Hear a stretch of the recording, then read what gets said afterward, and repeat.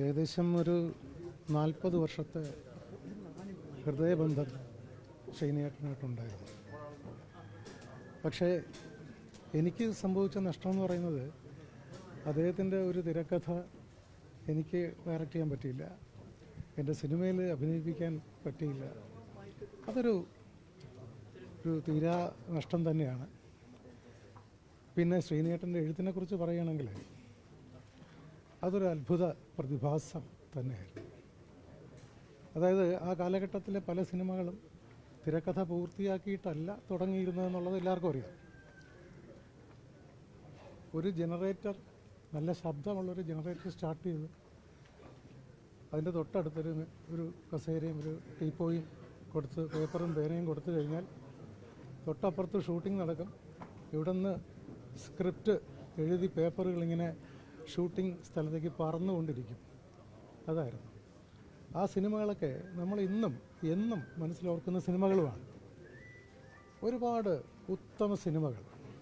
ഒന്നാമത്തെ കാര്യം, ശ്രീനിയേട്ടൻ്റെ നർമ്മം എന്ന് പറയുന്നത് തന്നെ ആരെയും ദ്രോഹിക്കുന്ന നർമ്മമല്ല, ആരെയും വെറുതെ പരിഹസിക്കുന്ന നർമ്മവുമല്ല.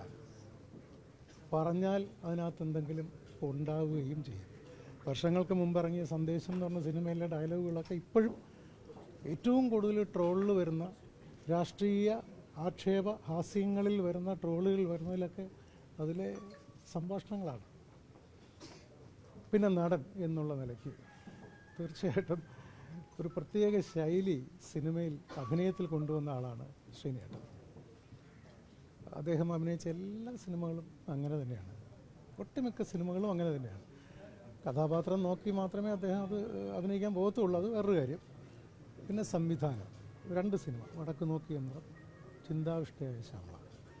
ശരിക്കും ഈ ചിന്താവിഷ്ടയായ ശ്യാമള എന്ന് പറയുന്ന സിനിമ ഒരു ടെക്സ്റ്റാണ്. നമുക്ക് എന്നും സൂക്ഷിക്കാവുന്ന ഒരു ടെക്സ്റ്റാണ് ആ സിനിമ. ഒരു തിരക്കഥ എങ്ങനെയാണ് എഴുതേണ്ടത്, ഒരു പ്രശ്നം എങ്ങനെയാണ് അവതരിപ്പിക്കേണ്ടത്, ഒരു ഭാര്യ ഭർത്തൃ ബന്ധത്തിൽ ഒരു ജോലിയും ചെയ്യാൻ താല്പര്യമില്ലാത്തൊരു പുരുഷൻ പരമാവധി കള്ളങ്ങൾ പറഞ്ഞ് പിടിച്ചു നിന്ന് ജീവിതം മുൻപോട്ട് കൊണ്ടുപോകുന്ന ഒരവസ്ഥ, ഇതൊക്കെ ആ സിനിമയിൽ മനോഹരമായിട്ട് പറഞ്ഞിട്ടുണ്ട്. അപ്പോൾ 46 വർഷം മലയാള സിനിമയിൽ നിറഞ്ഞു നിന്ന് ആദ്യം നടനായിട്ട് തുടങ്ങി, മണിമുഴക്കം എന്ന് പറയുന്ന സിനിമയാണ് അഭിനയിച്ചത്. അതിനുശേഷം ഡബ്ബിംഗ് ആർട്ടിസ്റ്റായി മമ്മൂക്കയ്ക്ക് വേണ്ടി വരെ ഡബ് ചെയ്തിട്ടുണ്ട്.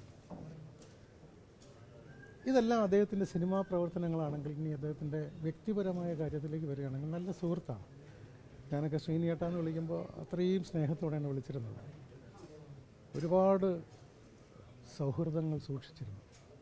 എന്നാൽ മനസ്സിൽ പിടിക്കാത്ത കാര്യങ്ങൾ ഇനി ആരുടെ മുഖത്ത് നോക്കി പറയും.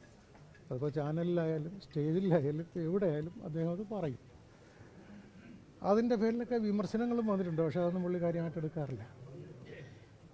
ഈ ഇന്നലെ മുതൽ ഞാൻ കാണുന്നൊരു മലയാളത്തിൻ്റെ മുഴുവൻ മീഡിയാസും മലയാളികൾ മുഴുവനും ഈ ഒരൊറ്റ മനുഷ്യൻ്റെ മരണത്തിൽ ദുഃഖം നേർന്നുകൊണ്ട്, ആദരാഞ്ജലികൾ അർപ്പിച്ചുകൊണ്ട് ഈ ഒരൊറ്റ മനുഷ്യൻ്റെ പിറകെയാണ് ഇന്നലെ മുതൽ ഞാൻ കാണുന്നതാണ്.